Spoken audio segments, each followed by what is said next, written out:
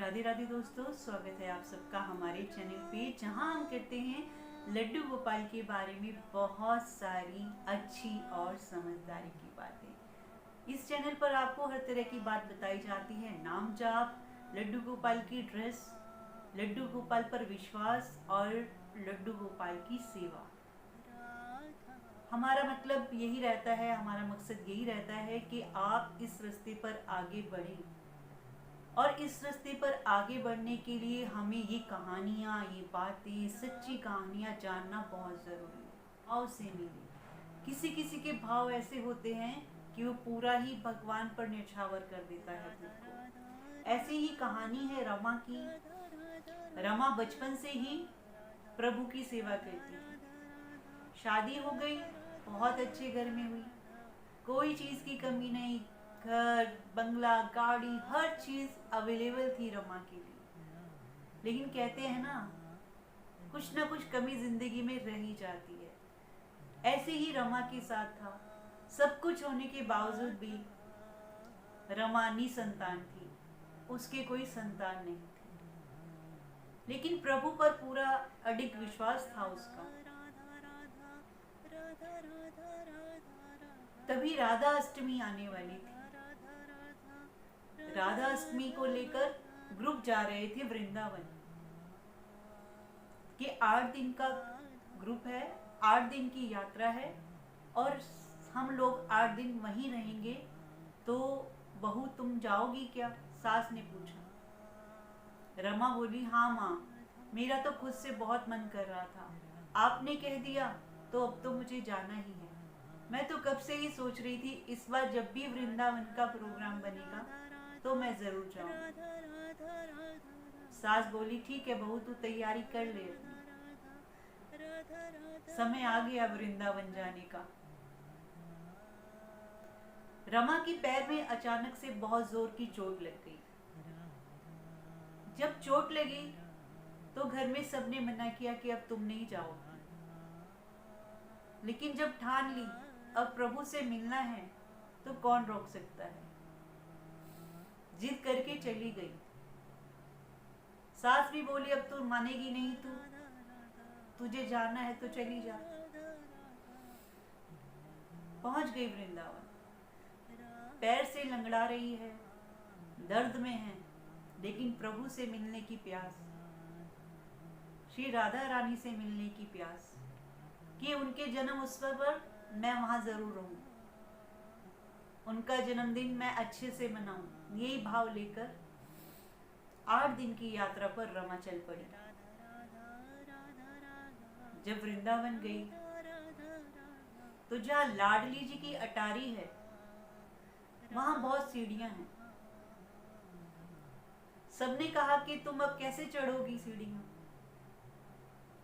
कहती, कोई बात नहीं, तुम आगे आगे चलो, मैं धीरे धीरे पीछे पीछे आती हूँ।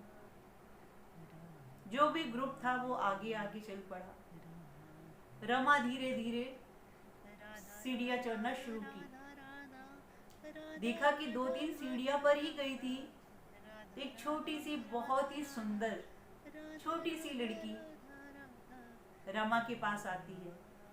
मैया आओ, मेरा हाथ पकड़ो, मैं ले जाऊंगी तुम्हें ऊपर। रमा बोली, अरे तुम तो खुद ही छोटी सी हो और तुम यहाँ क्या कर रही हो? कहती, मैया कोई बात नहीं, मैं इतनी छोटी नहीं हूँ कि आपको ऊपर ना ले जा सकूं, और मैं तो यहाँ रोज ही आती हूँ, मैं तो यहीं रहती हूँ। रमा ने कहा, ठीक है। रमा ने उसका हाथ पकड़ा और सहारा लेते लेते ऊपर चढ़ने लगी। ऊपर चढ़ते चढ़ते बात कर रही है कि बेटा तुम यहाँ पर कैसे अकेले घूम रही हो, तुम्हारे घर के लोग कहाँ हैं और तुम्हारा नाम क्या है? कहती है, मैया मैं तो यहीं रहती हूँ, मैं तो सारी जानती हूँ कहाँ रास्ते हैं, कहाँ गलियां हैं, और यहाँ पर सब मुझे लाडो कहते हैं। रमा मुस्कुराई और बोली कि तुम तो हो ही प्यारी लाडो।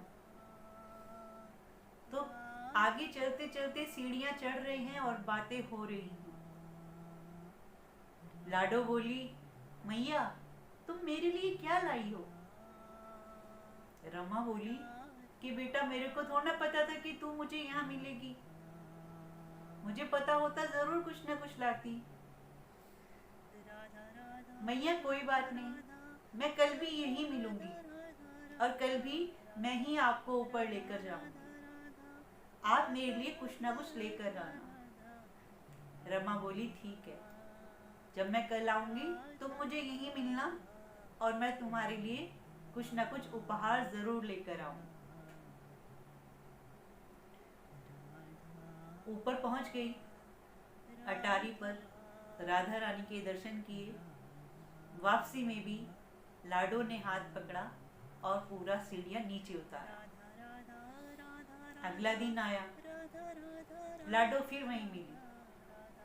रमा देखकर बोली, तू पहले ही आ गई? कहती, हाँ मैं तो आपसे पहले ही आ गई और आपका इंतजार कर रही थी बड़ी देर से। और बताओ मेरे लिए क्या लाई हो? बच्चे होते हैं ना उत्साही, एकदम से पूछते हैं मेरे लिए क्या आया है। ऐसे ही उस लाडो ने पूछा कि मैया मेरे लिए क्या लाई हो? रमा ने कहा, मैं तुम्हारे लिए चूड़ियां लाई हूँ और मैं तुम्हारे लिए पायल लाई हूँ। लाडली खुश हुई और देखने लगी और बोली, क्या मैया अधूरा सामान लेकर आई हो? पूरा तो लाती, अच्छी सी पोशाक लाती, अच्छा सा पूरा सामान, टीका तगड़ी सब लेकर आती मेरे लिए। ये तो आप अधूरा सामान लेकर आए। रमा मुस्कुराई और बोली, कोई बात नहीं लाडो, अभी तो 8 दिन 7 दिन मैं यही हूँ, मैं रोज कुछ ना कुछ तेरे लिए लेकर आऊंगी। जो भी मुझे रास्ते में अच्छा लगेगा मैं तेरे लिए धीरे धीरे सब ले आऊंगी, जो जो तुझे चाहिए। लाडो कहने लगी, ठीक है। दिन बीतते रहे, कुछ ना कुछ उपहार रमा उनके लिए लाती रही। चोली, घाघरा, तगड़ी, पायल, जो भी उसको भाया कि हाँ ये लाडो को अच्छा लगेगा, वो सब लेकर आती रही। रोज का रूटीन हो गया, सीढ़ियां चढ़ते चढ़ते बातें करते जाना है और उतार के भी लाडो उनको जाती थी। आपस में एक अजीब सा अटूट रिश्ता। जब 7वां दिन आया तो रमा कहने लगी कि तुम मेरे मित्र के लिए कुछ नहीं लाई? साथ में कौन था? एक छोटा सा बालक, सांवला रूप, बड़ी बड़ी आंखें, बहुत सुंदर स्वरूप। बोली, मुझे क्या पता था कि तुम्हारा दोस्त भी है, तुम्हारा सखा भी है। मैं इसके लिए भी ले आती तो मुझे पहले बताती। कोई बात नहीं मैया, कल ले आना। अगले दिन रमा फिर आई। पैर काफी ठीक हो चुका था। धीरे धीरे बातें करते करते हाथ पकड़कर वो बालक भी और वो लाडो भी दोनों बातें कर रहे हैं। और बालक के लिए रमा लेकर आई, जैसे हम बच्चे को बनाते हैं ना कृष्ण की पोशाक, वही पोशाक, मुकुट, पायल, मोरपंख, पूरी कृष्ण के जो रूप पे हम ड्रेस पहनाते हैं, क्योंकि वृंदावन में हर जगह वो बहुत ही आसानी से मिल जाता है। पूरी पोशाक, पूरा सामान वह उस लड़के के लिए भी ले आई। दोनों बालक बहुत खुश हुए। मैया को अटारी पर पहुंचाया, दर्शन किए और बाद में नीचे छोड़ दिया। जब 8वां दिन आया, श्री राधा रानी का जन्म उत्सव मनाया जा रहा था। बहुत भीड़ थी, इतनी भीड़ के पैर रखने की जगह नहीं। रमा सीढ़ी के पास पहुंची, इधर उधर आंखें दौड़ा रही है, देख रही है चारों तरफ कि लाडो और वो बालक कहाँ है, आज क्यों नहीं आए। जाना दर्शन पे है, लेकिन मन उलझ गया वहीं। चारों तरफ ढूंढ रही हैं निगाहें उनको कि वो लाडो क्यों नहीं आई, आज लाडो कहाँ रह गई, लाडो ठीक तो है, लाडो क्यों नहीं आई अब तक, वो बालक क्यों नहीं आया अब तक। करते करते ऊपर पहुंच गई। अटारी पर पहुंची, फिर भी मन को चैन न आए। भीड़ हो रही है बहुत, इधर उधर निहारती, ढूंढती उनको कि कहीं तो होगी वो लाडो, ऐसे कैसे नहीं आई। आज तो राधा का जन्मदिन है, क्यों नहीं आई। उससे पहले वो उससे पूछ चुकी थी कि लाडो, इतना सामान मैं रोज ला रही हूँ, तुम पहनकर तो आती नहीं हो, कब पहनोगी। तो उसने कहा था राधा अष्टमी आएगी ना, तो मैया मैं यही कपड़ों में आपको मिलूंगी, पूरा श्रृंगार करके आपके सामने प्रकट होंगी। रमा हंस के बोली ठीक है। तो रमा को इंतजार था कि कब वो आएगी और जो उपहार उसको दिए हैं वो पहनकर आएगी, कब वो बालक कृष्ण रूप पहन बदल कर आएगा। तो ढूंढ रही है बच्चों को। धीरे धीरे आगे पहुंच गई द्वार के अंदर, जहां मंदिर के पट बंद थे और खुलने वाले थे। जब आगे पहुंची और मंदिर के पट खुले, जो रमा ने देखा, देखकर दंग रह गई। आंखों में अश्रु की धारा बहने लगी और व्याकुल हो गई कि ये क्या हो गया, असंभव है ये तो। पूरी तरह से दंग रह गई, आंखों में अश्रु की धारा बह रही थी कि ऐसे कैसे, ये पोशाक, ये वस्त्र, ये उपहार, ये तो सब मैंने लाडो को दिए थे। और ये लाडली जी के शरीर पर, कृष्ण के शरीर पर, इस विग्रह पर वही उपहार कैसे आए। बड़ी व्याकुल, बड़ा मन में उलट पुलट सब चीजें चल रही हैं, हैरान है, परेशान है, कुछ समझ नहीं आ रहा। दर्शन किए, उसके बाद गोसाई जी के पास पहुंच गई। गोसाई जी, आज जो वस्त्र धारण कराए हैं प्रभु को, वह कहां से आए, वह आपको किसने दिए। गोसाई ने बोला कि हमें नहीं पता, हमने तो जब पट खोले तो हमें ये वस्त्र वहां पड़े मिले, हमने प्रभु की इच्छा समझकर आज यही धारण करा दिए, हम नहीं जानते ये कौन लाया, कहां से आए।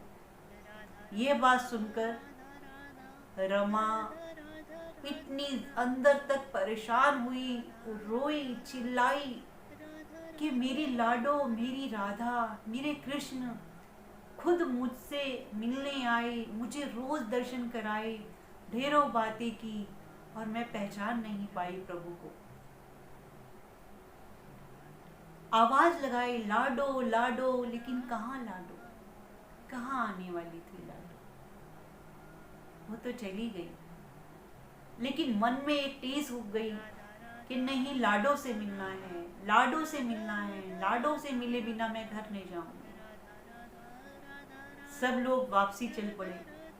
बहुत समझाया, रमा घर चलो, नहीं, जब तक लाडो नहीं आएगी मुझसे मिलने, जब तक कृष्ण नहीं आएंगे मुझसे मिलने, मैं नहीं जाऊंगी। रोए जाए, लेकिन ना, मुझे नहीं जाना। सब लोग वापस चले गए, वो वहीं अटारी पर बैठी इंतजार करती रही। घर के लोग भी आ गए कि भाई ऐसा क्या हो गया, घर वापस क्यों नहीं आना। नहीं, मुझे नहीं आना, मुझे तो लाडो से मिलना है, जब तक मैं लाडो से नहीं मिलूंगी मुझे कोई घर नहीं आना। बहुत समझाया, जितने भी लोग समझा सकते थे सब ने कोशिश की, लेकिन रोना ना बंद करे, रोती रहे और बस एक ही बात, मैं नहीं जाऊंगी जब तक मुझे लाडो नहीं मिले। पागल सी हो गई थी रमा, हर वक्त उसकी निगाहें लाडो को ढूंढती रही। वहीं अटारी पर सुबह से शाम तक बैठी रहती, जो मिल जाता खा लेती और वहीं सो जाती। जैसे उसकी दुनिया का एक ही मकसद रह गया था, लाडो से मिलना। 30 साल बीत गए, लाडो नहीं आई और रमा उनका इंतजार करती रही, रोती रही, पुकारती रही। उम्र भी बढ़ गई, बुढ़ापा आ गया, लेकिन मन में प्रभु के प्रति प्यार कम नहीं हुआ। आवाज लगाती, लाडो एक बार दर्शन दे दो। एक दिन सीढ़ियों पर बैठी और लाडो को याद कर रही, तभी लाडो वहां आई। रमा के आंसू पहुंचे, उसे बहुत दुलार किया। रमा बोली, लाडो तू कहाँ गई?